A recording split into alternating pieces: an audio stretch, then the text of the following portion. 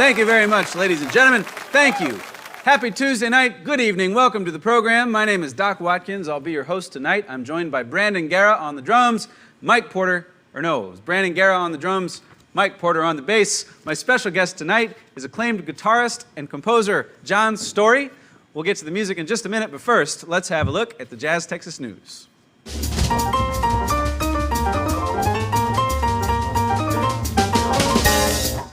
Last week, an 89-year-old pizza delivery driver for Papa John's in Utah received a $12,000 tip.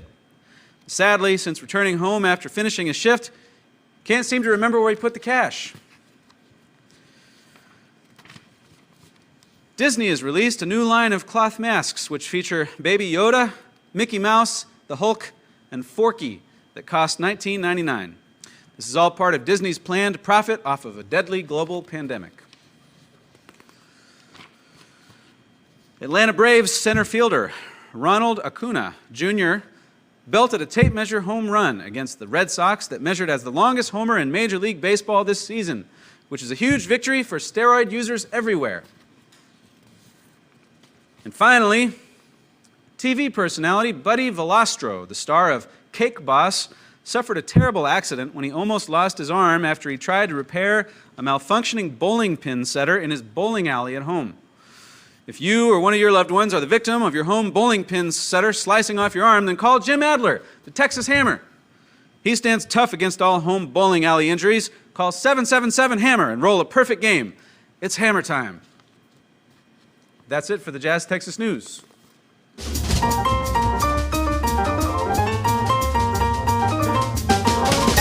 And now on to the music, but first, how about a toast? Thank you so much for tuning in to the Doc Watkins Show this evening. We're so happy to have you all in the house with us. Believe it or not, our kitchen and bar are currently closed for tonight and tomorrow as we prepare for Thursday night's San Antonio Zoo Ball Gala, which is going to be a raucous event, so hope you can tune in this Thursday night. So tonight we are going solo from the stage here at Jazz Texas, but nevertheless, here's to many more years of Jazz Texas food, drinks, friends, family, and music. Cheers, y'all. We're going to get things rolling with a classic tune by Duke Ellington entitled Don't Get Around Much Anymore.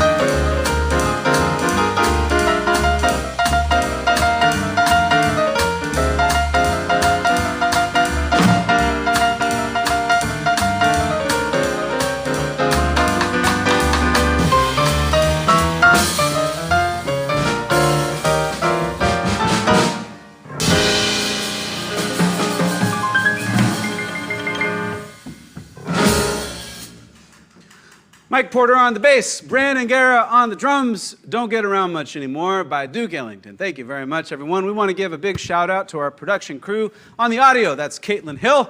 And on the video production, Mr. Chris Science. With Wizard Broadcasting. Also, a big shout out to our media sponsor, KRTU 91.7, the baddest jazz station on the planet. Make sure and tune in to KRTU on your way home from work in the evening. Your way to the work in the morning.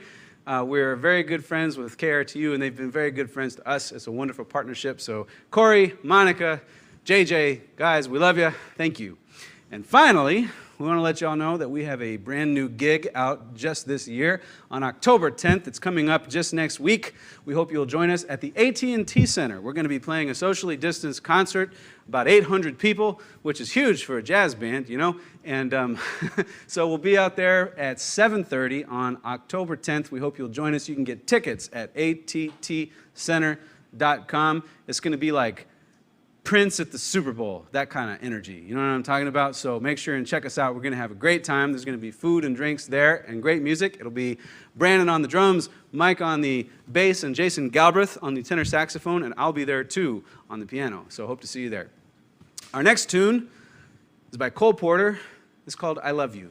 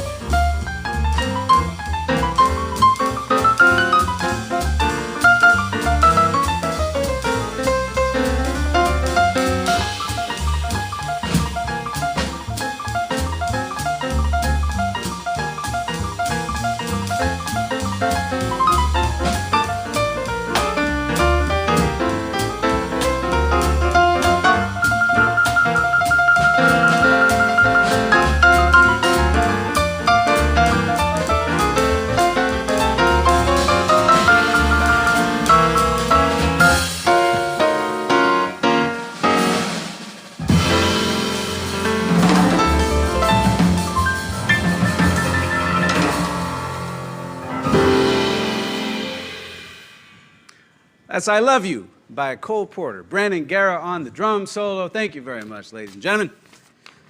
Well, our special guest this evening is Los Angeles-based guitarist, vocalist, band leader, arranger, and composer.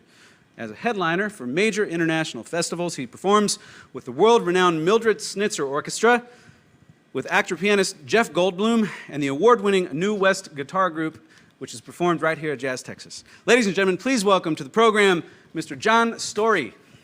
Hey, what's going on, JazzTexas? Hi, Doc. How are you? Hey, John. Welcome back to the show, man. How you been?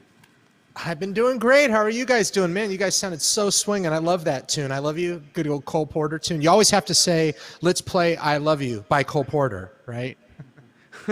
Because you don't want the audience to think that you actually want him there? Or if you're talking to other people on the bandstand, people could get the wrong like you thing, don't want them to think that you are loving them. Maybe. I don't know. Yeah, It's something that always crosses my mind when I call that tune. But man, what a swing and take that was. You guys sound burning. I wish I was there to play with you.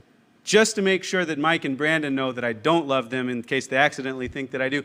You know, in The Princess Bride where he says, good night, Wesley, I'll likely kill you in the morning. Yes. That's what we say to each other every night when we leave the gig. We say, good night, Brandon, I'll likely kill you tomorrow. So we don't have to say bye Cole Porter because we know that imminent doom could come to this band at any particular day. Isn't it great that our audience and the people checking out our shows like this get to learn more about all of us musicians and how our mind works and how we communicate with each other, Doc? Because this seems like the perfect conversation for these folks. Yeah, the longer time goes on without people in this room where it's just us and the camera, the more the filter comes off, you know? So That's I figure right. Yeah. another 6 months of this pandemic and we'll be telling all kinds of naked stories and all that kind of stuff. So true, right? Yeah, let's save that John, for part 2. So, gotta know, the Mildred Snitzer Orchestra. Who's Mildred Snitzer? Well, she was a neighbor of our band leader, this guy that you might have heard of. He's been in a couple, indie films like Jurassic Park and Independence Day, The Fly. This is Jeff Goldblum, actor pianist Jeff Goldblum. When he grew up in Pittsburgh, there was a woman who lived on his street, and her name was Mildred Snitzer. And when we played the Hollywood Bowl in 2013, we had to title this band something. We couldn't just call it the Jeff Goldblum Band. And Why couldn't you call it that? I don't know. It just seemed like it wasn't fitting for a guy like Jeff Goldblum. We had to have something kind of quirky. And it was Jeff's idea and our manager, the great John Mastro. It was their idea. And they said, let's call it the Mildred Snitzer Orchestra. And that began this whole odyssey, even though back then we didn't think it would ever be something like it's become today, where it's a real thing that we've been doing. Wow, so Mildred Snitzer was an actual person. Mm-hmm. And if you go on YouTube and look up Mildred Snitzer, there's a hilarious interview that she did before she passed away. She came to one of our shows. She was a centenarian. She made it to 100. And interestingly enough, she was in an assisted living home on the West Coast up in San Jose, California. And I think her kids found out that we had named the band after her. And so they brought her to a gig of ours, which was awesome. And she passed away probably in 2015, 16, 17, somewhere in there. But it was pretty hilarious. She actually came to the gig, and the YouTube video is her talking about Jeff when Jeff was a kid and how Jeff would come over to the house and hang out with the neighborhood kids. So it's hilarious. She's an actual person. She's on YouTube, Mildred Snitzer. Yep. And she was a centaur? A centenarian. She made it to 100. She was over 100 years old. A centaur, man. Centaur. Wow, that's crazy. Not half man, half horse. No. Yeah, but that's a minotaur. I just always assumed that Jeff wanted to take the limelight off of himself and just chose a name, just kind of picked a name out of I never knew that Mildred Snitzer was an actual person. That's fascinating. Actual woman, real sweet lady, and you can watch her interview on YouTube about Jeff. It's pretty funny. So yeah, they named it Mildred Snitzer Orchestra, and I think the Bowl gig was one of the first gigs that Jeff did as a part of the Playboy Jazz Festival. That was really one of his first actual concerts, playing, because it had been such an underground gig for 20 years. He's always played clubs around Hollywood and it was just kind of a part of a scene that wasn't like there was somebody promoting the gig. It was just that Jeff was doing it. So it kind of marked the beginning of a new. When I joined the band in 2013, really officially, and from that point forward, it got. I think kind of with the advent of like social media, with Instagram, people saying, "Hey, I'm seeing Jeff play piano." I think that kind of spread the word like really quickly about the gig. Well, so you're with Jeff's band. And then you're also with the New West guitar group who played at JazzTexas a couple years ago. It's a trio. All three of you guys are guitarists. There's no drummer. There's no bass player. And I have to be honest, when you guys were coming, I was like, man, this is almost as bad as like a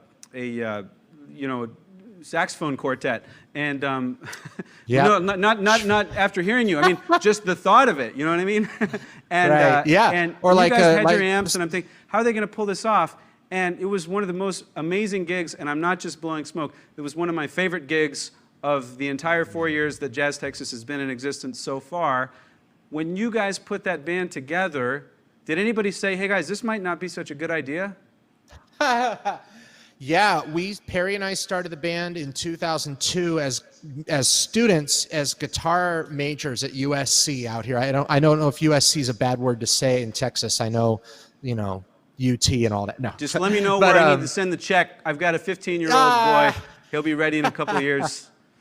Yeah, well, we were USC guys, and part of your jazz guitar degree was that you had to play in a guitar ensemble, and we wanted to play with a rhythm section. We wanted bass and drums, and our teacher wouldn't let us. He said, nope, you guys need to make this work with just guitars. And we were kind of rebelling against the idea, and we're like, well, we'll show them. We're just going to write all this really weird, bizarre, crazy stuff.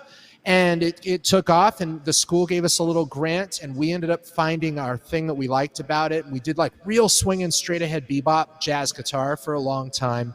Then we went to Japan, and when we went overseas in 2005, it really opened up our horizons, in that we should maybe play some styles that aren't just straight ahead jazz. We can play stuff that other people can appreciate. So yeah, we've been doing it for 16 years. We've recorded 10 records, and we've been to 8 countries and done about 900 shows together. And the current trio is Perry and I plus Will Brom, who joined the band a few years back. But yeah, it's an interesting project, and guitar, it's such a cool thing that guitar sounds okay with other guitars, which is kind of fun. It's hard. Other instruments aren't necessarily like that, but we've had a lot of fun with it, and we're currently doing a podcast during the pandemic right now called High Action, where we're interviewing a bunch of guitar players. So we're keeping New West going. We're using this time as this kind of a way for us to generate that kind of content and some new music too. That's a great title for a podcast, High Action, because there's so many different ways you can take that. I know people think it's about smoking dope. Some people think it's about other stuff, but it's really about the string height off of the neck of the guitar. Yeah. That's the high action or the low action of a guitar. I'm sure it was. I'm sure that's the first thing. It's the first thing everybody thinks about. It's the string height. Yeah. I do mean, John, was the string height. That's what goes to everyone's mind. I do mean it when I say I really enjoyed, and y'all had a track that you did, Wichita Lineman, an old Glenn Campbell song, right? Yep. Yeah. And it was just... Yeah, it was actually written by Jimmy Webb, but Glenn Campbell made it famous, yes. It was beautiful, man, and the whole place was just stunned. Would you play something for us? Sure. Why not? Hey, I've got my guitar. Yeah, I saw that guitar back in the background, and I thought, that looks like a guitar that has very high action. Oh, bada bing, bada boom, bada bing, bada boom. Somebody's learning stuff already. Yeah, well, let's see. Can you hear my guitar okay there, Doc? I bet you if you can hear it, the audience can. All right, cool. If you guys are in San Antonio and I'm in Los Angeles, I should probably do East of the Sun and West of the Moon.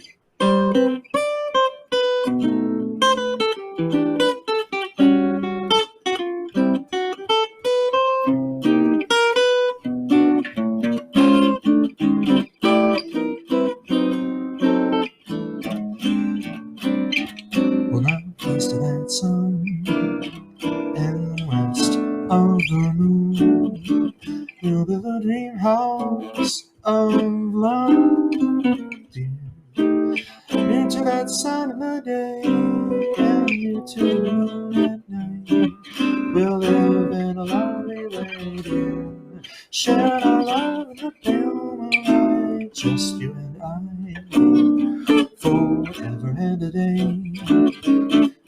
love will not die, 'cause no one will keep it that way. Up among the stars we'll find a harmony of life to a lovely tune that's east of the sun and west of the moon. East of that sun and west of the moon.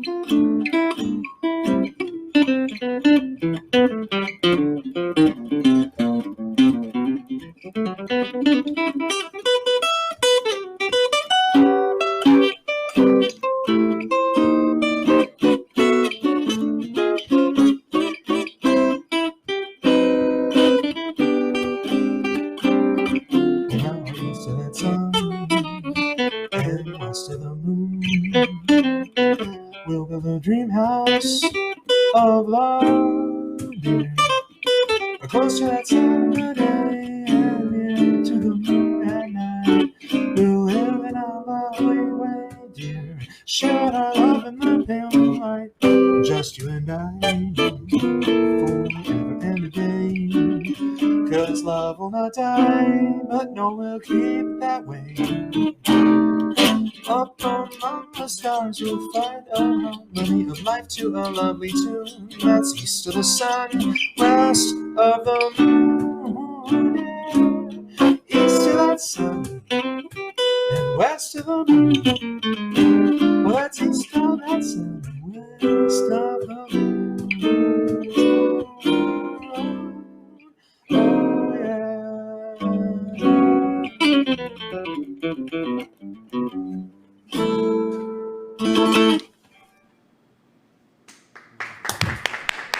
Oh, good, you could hear me. Beautiful, John. Thanks, I've never Scott. heard you sing before. I've heard both of your bands, New West Guitar Group and Jeff Goldblum's band, and you didn't sing on either of those nights. Do you get an opportunity to sing a lot? You sound great. Thanks, Doc. Well, I'm working on it. I guess that's one thing I could be doing in the pandemic other than barbecuing and all this stuff is working on my singing and my composing. But yeah, I sing casually. I'm a hired gun as a guitarist. And I sing backup for Spencer Day. There are a few gigs I sing on when I'm gigging around LA, like doing weddings and stuff like that. I'll sing standards. I love it. My last album I just put out called Ponderosa is half instrumental tunes and the other half I'm singing and doing some standards and some other kinds of tunes, kind of Americana, folksy-ish kind of stuff. But yeah, I've sang as long as I've played guitar, man. I started when I was 5, 6 years old. I was singing and playing guitar, writing my own little songs. So it's been something I've tried to bring back recently more a little bit. But yeah, man, thought that'd be a fun opportunity to sing for you guys. I'm glad you liked it and glad you could hear it. You sound terrific, John. Can we get your album through your website, johnstorie.com? Yeah, people can find links there. A great place to go if you're interested in buying my album or other artists' albums is Bandcamp, because you can get a physical copy of the disc or you can get a digital download of the disc, and you can pay for it if you want to help artists and pay for their records, and it's really great quality. So Bandcamp is a great place to go, and you can find that link on my website for sure, or Instagram, Facebook, all of that business. Great. Last question for you, John. If possible, could you tell me what's the best gig you ever played and the worst gig you ever played? Best gig I ever played is JazzTexas, hands down. And worst gig I played was being on the Doc Watkins Show. Some other bar in San Antonio. No. In all honesty, I loved playing JazzTexas because it was a really enthusiastic audience. The venue is so slick, and we love working with you, man. And that was a very memorable gig. Other memorable gigs, like last summer with Goldblum, we played the Glastonbury Music Festival, which was insanity. There were like 65,000 people in the audience, and we're up there playing Thelonious Monk tunes. It's just kind of surreal. Yeah. Worst gig I ever played was a door deal kind of gig at a club in northern Utah that we later found out was basically a place that was, basically a brothel. We didn't know it at the time. We found out about it when we did the gig. That was definitely the worst gig I've ever done in my life. I will just make that clear on this show. Did you do okay we didn't at the see door, anything. No. We played one tune. And there was one dude that was hanging out in this bar area, and people would come into the bar and kind of have a drink and hang out, and it looked like a normal bar, and then they would go into this other place, and we were all like, this is so weird. What they called it, a club, country club, right? We played one tune. We got done playing the tune, and the guy turned around and was like, thank God they stopped. Oh, man. That was 4 hours of that. But you know what? Gigs like that make us musicians stronger. And even though I remember it, I can look back and it's a great story and it's a great laugh. And yeah, man, I mean, gigging, I can't wait to get back and play in front of people. In the meantime, it's a time to work on just stuff I can get done here in my little laboratory and work on some new stuff, work on my singing, work on my guitar playing. So great to be on the show, man. I just appreciate you wanting me to be here, dude. I really do. John, thank you so much. It's so great to see you. And I know we had plans in the works to bring you guys back to Jazz Texas. I think we were talking June, I believe, May or June, right after the shutdown happened. And so once we reopen, and we're going to reopen, come on back, and we'll have you guys, we'll do multiple shows. The place will be packed for you guys, so we can't wait till that day comes. It'll be here before we know it, for sure. So we'll be in touch. And so. Thank you, everybody, for who's tuning in to Doc's show. This is such a fantastic presentation. I'm loving it, man. Thanks for doing this, and thank you for having me, everybody. John, thank you so much. We'll see you next time, okay? Sounds good. Take care. All right, my man. Thank you. Bye. That's John Storie, everybody. Make sure and check him out, johnstorie.com. That's Storie, STORIE.com. You can find music and a lot of great info about John, one of the greatest guitar players that we've ever met. Terrific cat. Moving on with the program, we'd like to do a ballad for you now, entitled My One and Only Love.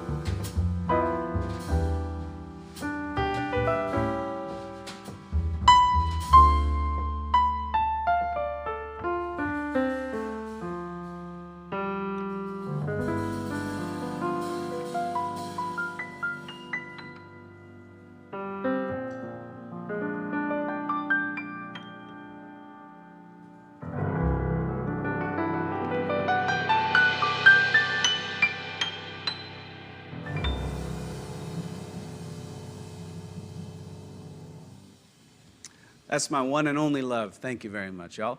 We're going to take you back to New Orleans for this next number and let Brandon Guerra take you on a little journey. This is a tune called, what's it called? Go to the Mardi Gras. We played this tune hundreds of times, and I totally just forgot the title. But it's a great tune. Doesn't really matter what you call it, just depends on how you play it. And that's where we're going to get our cues from Brandon Guerra back there on the drums. So without further ado, this is Go to the Mardi Gras. Brandon, take it away.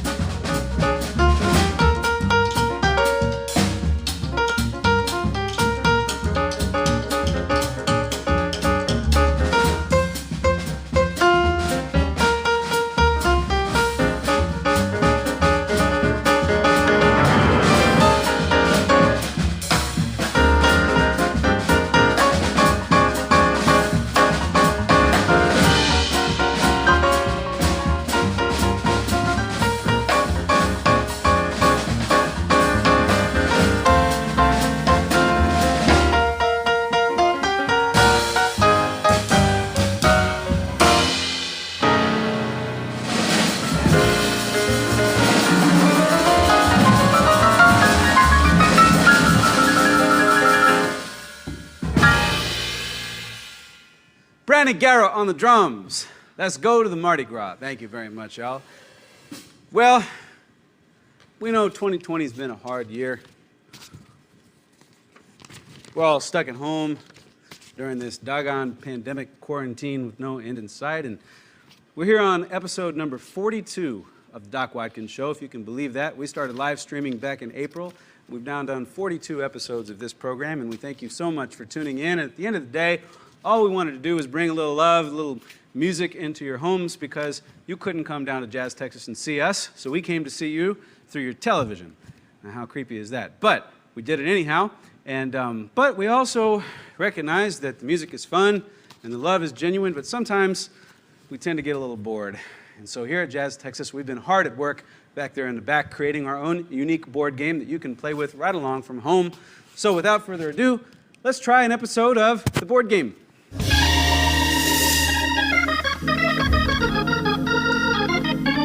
Now, by now, you must know how the board game works. We pick two famous people, both of whom are pretty boring. We compare and contrast them for a little bit, and then at the end of the game, I get to decide who's the biggest bore. So tonight on the board game, who's more boring, Helen of Troy or Troy Aikman?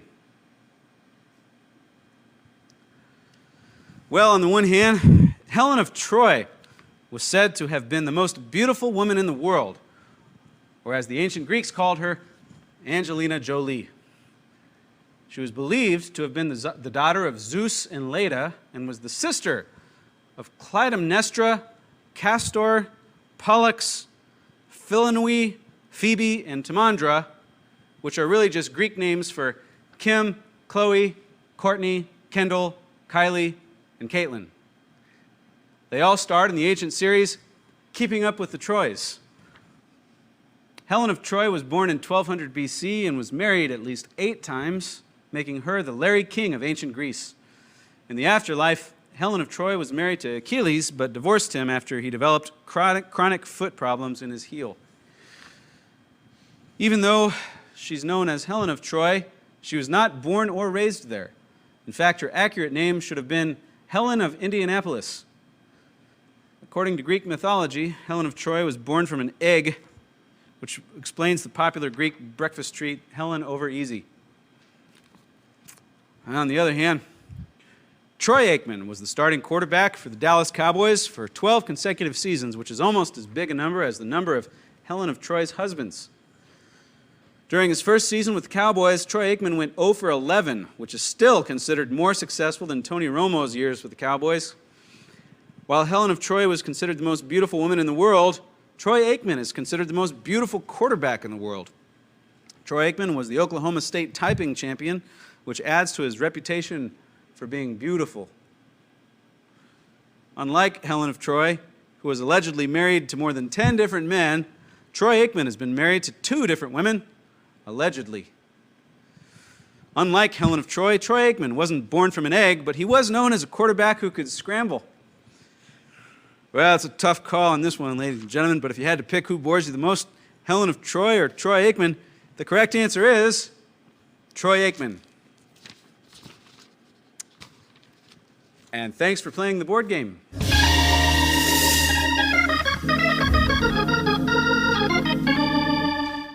Back to the music.